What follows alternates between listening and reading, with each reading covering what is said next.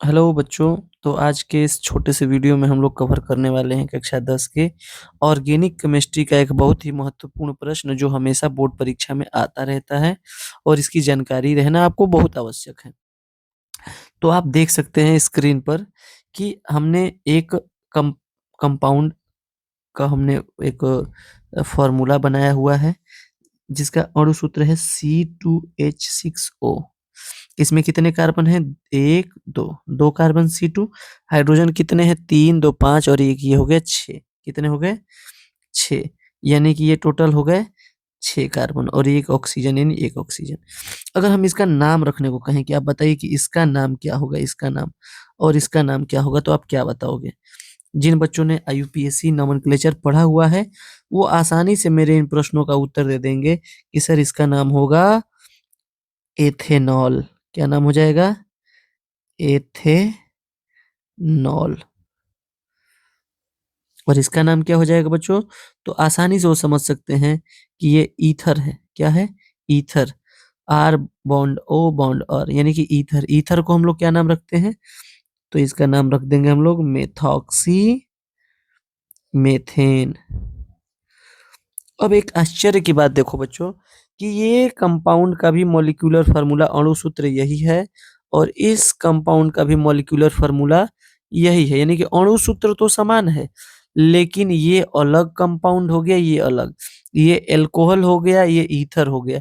यानी इसकी chemical properties और इसकी केमिकल प्रॉपर्टीज एक दूसरे से बिल्कुल ही मैच नहीं करती, एकदम टोटल डिफरेंस।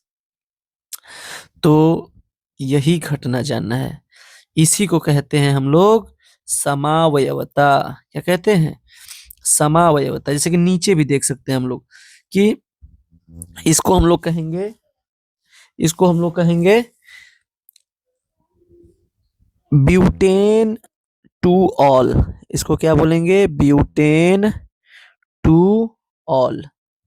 और इसको कहेंगे ब्यूटेन वन ऑल। इसको क्या बोलेंगे? Butane one all.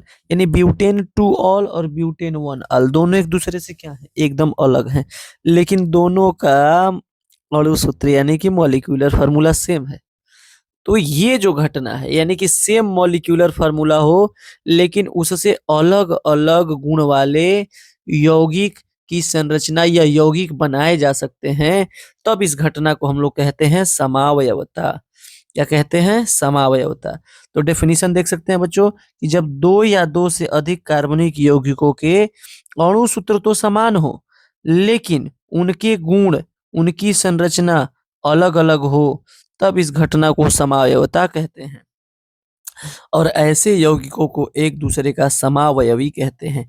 यानी कि हम कह सकते हैं कि एथेनॉल और मेथॉक्सीमेथेन क्या है? एक दूसरे के आइसोमर्स हैं।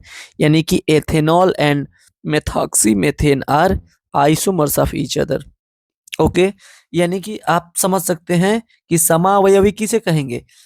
अगर यहाँ पर देखा जाए तो अगर हम पेंटेनॉल की बात करें तो पेंटेनॉल वन, पेंटेनॉल टू, अब ये क्या हो गए? एक दूसरे के समावयवी हो गए। ठीक है। तो मुझे पूरा भरोसा है कि आप लोग ये टॉपिक समझ चुके होंगे। समावयवता किसे कहते हैं? अणुसूत्र समान लेकिन उससे बनने वाले यौगिक का गुण क्या हो?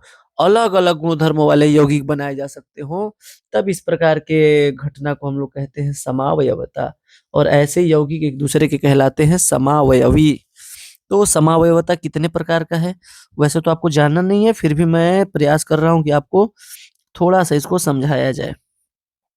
तो आप देख सकते हैं कि समावयवता का प्रकार मैंने लिखा हुआ है। ठीक है। तो समावयवता का प्रकार जैसे श्रृंखला समावयवता। तो श्रृंखला समावयवता में क्या होता है? जैसे कि एग्जाम्पल लीजिए, आपके पास दिया है नॉर्मल ब्यूटेन। क्या है आपके पास एग्जाम्पल?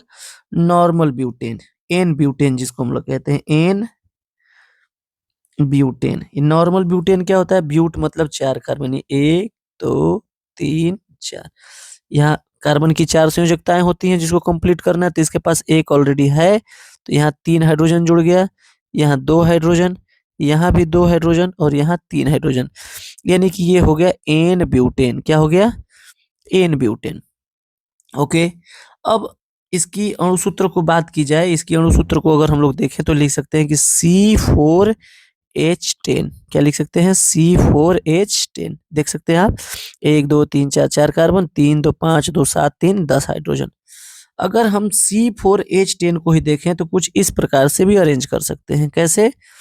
कुछ इस प्रकार से देखिए, यहां से हमने लगा दिया ऐसे, और यहां हमने जोड़ दिया 2 कार्बन।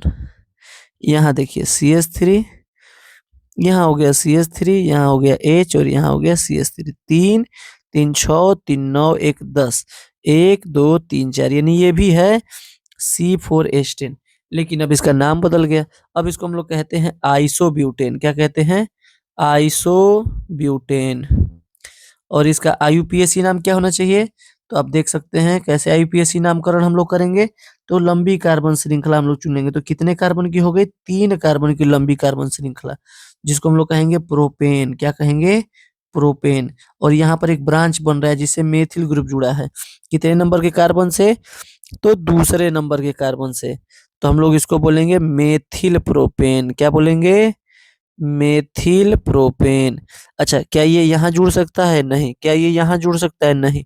तो इसकी पोजीशन बताने की कोई आवश्यकता नहीं है।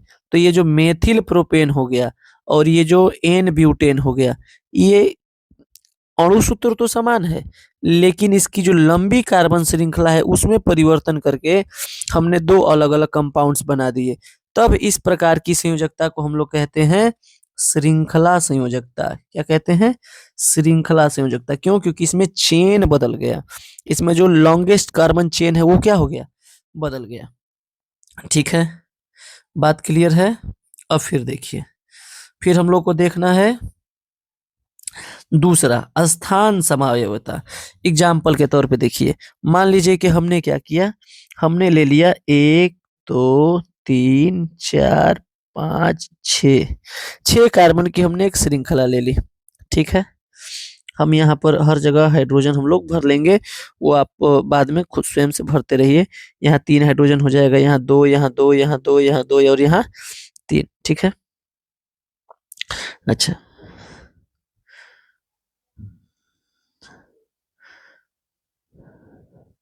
यहाँ हम इसको कॉपी कर लें थोड़ा। ठीक है, फिर यहाँ पेस्ट कर लें, फिर यहाँ पेस्ट कर लें, कुछ इस प्रकार से। अब जरा समझने का प्रयास कीजिए। चलिए हम इसमें यहाँ पर 1 नंबर पे OH जोड़ देते हैं। क्या कर देते हैं? हम यहाँ पर 1 नंबर पे OH जोड़ देते हैं। अब बच्चों नाम बताइए इसका क्या होगा? देखिए, 1 2 3 4 5 6, 6 कार्बन। तो 6 कार्बन के लिए हम लोग बोलते हैं हेक्सेन। क्या बोलते हैं? हेक्सेन। हेक्सेन। ठीक है, डैश लगा के 1 नंबर वाले कार्बन पे OH जुड़ा है तो 1 ऑल। क्या बोलेंगे? हेक्सेन 1 ऑल या हेक्सेनॉल 1। अगर इसी OH को हम यहाँ पर जोड़ दें तो क्या होगा? तो ये अब बन जाएगा हेक्सेन 2 ऑल। क्या हो जाएगा? Hexane 2 all. अगर इसको यहाँ जोड़ दें तो क्या हो जाएगा? OH को तो हम लोग लिखेंगे हेक्सेन 3 ऑल। तो आप देख सकते हो कि hexane 2 ol, 3 ol, hexane 1 ol, इन सबका अणु सूत्र तो समान है, लेकिन ये सब अलग अलग नाम हो गए। ये अलग हो गया यौगिक, ये अलग। तो ये क्यों हो रहा है? क्यों? क्योंकि हमने जो क्रियात्मक समूह है इसके पोजीशन को बदल दिया। ये क्रियात्मक समूह अभी पहले कार्बन से जुड़ा है, इसमें दूसरे कार्बन से, इसमें तीसरे कार्बन से। यानी यदि आप क्रियात्मक समूह के पोजीशन को बदलते हैं तब उस प्रकार की समयावयवता को हम लोग कहते हैं स्थान समावयवता, यानी कि पोजीशन आइसोमर्स। और ये सभी इसके एग्जाम्पल हो गए। यहाँ भी दिया गया है प्रोपेनॉल 1, प्रोपेनॉल 2। ये क्या है? पोजीशन आइसोमर्स हैं ये एक दूसरे के। क्यों? क्योंकि प्रोपेनॉल 1 में जो OH है पहले नंबर के कार्बन से जुड़ा है, अब प्रोपेनॉल 2 में क्या है? OH जो है दूसरे नंबर के कार्बन से जुड़ा है। तो इस प्रकार के समावयवता को हम लोग कहते हैं स्थान समावयवता। और ये हो गया क्रियात्मक समूह समावयवता, यानी कि दो यौगिक ऐसे हैं जिनका अणु सूत्र तो समान है लेकिन यौगिक अलग अलग हैं, और यौगिक अलग अलग हैं उसके साथ साथ उनका फंक्शनल ग्रुप भी अलग है। जैसा कि यहाँ पर हम लोगों ने देखा था, यहाँ पर आपका अणुसूत्र तो समान है लेकिन इसमें यौगिक है, क्रियात्मक समूह है हाइड्रोक्साइल यानी कि OH, यानी कि ये एथेनॉल है। और यहाँ पर है यहाँ पर हम फंक्शनल ग्रुप देख सकते हैं बॉन्ड O बॉन्ड, यानी कि ये ईथर है, यानी कि ये एल्कोहल हो गया और ये ईथर हो गया, यानी कि दोनों का फंक्शनल ग्रुप अलग हो गया, और दोनों का फंक्शनल ग्रुप अलग हो गया और मॉलिक्यूलर फॉर्मूला सेम है। तब इस प्रकार के समावयवता को हम लोग कहते हैं क्रियात्मक समूह समावयवता। जैसे कि यहाँ पर एग्जाम्पल आप देख सकते हैं, यहाँ पर ये ठीक है। तो कुछ बोर्ड परीक्षा में बहुत ज्यादा महत्वपूर्ण प्रश्न पूछे जाते हैं, नाम भी लिखने को आते हैं, जैसे कि एन पेंटेन। तो नॉर्मल पेंटेन में क्या है, 5 कार्बन लेना है और सीधे सीधे आपको सिंगल बॉन्ड से पांचों कार्बन को जोड़ देना है और नाम रख देना है, तो एन पेंटेन का IUPAC नाम हो जाता है पेंटेन। ठीक है। अब आइसोपेंटेन देखा जाए, ये भी C5H12 ही है। तो आइसोपेंटेन में क्या है, तो आइसोपेंटेन को कुछ इस प्रकार से हम लोग बना सकते हैं। यहाँ पर आप देख सकते हैं ये वाला जो है ये यहाँ पर जुड़ा हुआ है, ये CH3। ठीक है। तो इसको बोलेंगे आइसोपेंटेन। इस प्रकार के समूह को हम लोग कहते हैं आइसो। क्या कहते हैं, आइसो। ठीक है। तो अब इसका नाम कैसे हो जाएगा, तो यहाँ से लंबी कार्बन श्रृंखला चुन लीजिए। तो 1 2 3 4, यानी 4 को हो गया ब्यूटेन। क्या हो गया, ब्यूटेन। 1 2 3 4, दूसरे कार्बन पे मेथिल, यानी इसको बोलेंगे 2 मेथिल ब्यूटेन। ये क्या हो गया, इसका IUPAC नाम। ठीक है। उसी प्रकार से नियोपेंटेन क्या है, तो जिस प्रकार से जैसे CH4 होता है, इसका मतलब क्या है कि ये 4 हाइड्रोजन सिंगल कार्बन से जुड़े हैं। अब यहाँ पे लिखा है C और CH3 4, इसका अर्थ क्या हुआ, इसका अर्थ क्या हुआ बताइए। इसका अर्थ ये हुआ कि इस कार्बन से 4 मेथिल ग्रुप जुड़े हैं। क्या जुड़े हैं, 4 मेथिल ग्रुप जुड़े हैं। कुछ इस प्रकार से देखिए, तो इसका नाम क्या हो जाएगा, तो इसके लिए सबसे पहले हम लोग क्या करेंगे, लंबी कार्बन श्रृंखला चुनेंगे। तो ये लंबी कार्बन श्रृंखला होगी, कितने कार्बन की, 2 कार्बन की। तो इसको हम लोग सॉरी 3 कार्बन की, तो इसको हम लोग बोलेंगे प्रोपेन। क्या बोलेंगे, प्रोपेन। अब ये देखिए ये मेथिल ग्रुप है और ये मेथिल ग्रुप है, अभी इसका हमने नाम नहीं लिखा, तो ये बताएंगे किस कार्बन पे जुड़े हैं। तो ये पहला कार्बन, ये दूसरा कार्बन, ये तीसरा। नंबरिंग हमेशा उधर से ही की जाती है जिधर से ब्रांचेज नजदीक पड़ते हो या क्रियात्मक समूह नजदीक पड़ता हो। तो दूसरे कार्बन पे ये मेथिल ग्रुप, दूसरे कार्बन पे ये मेथिल ग्रुप, तो हम लोग लिखेंगे 2 2 कामा लगा के 2 2 डैश डाई मेथिल। क्या लिखेंगे, 2 2 डाई मेथिल प्रोपेन, यानी कि इस नियोपेंटेन का नाम क्या हो गया, 2 2 डाई मेथिल पेंटेन। तो इस प्रकार से समावयवता को आप लोग समझ चुके होंगे।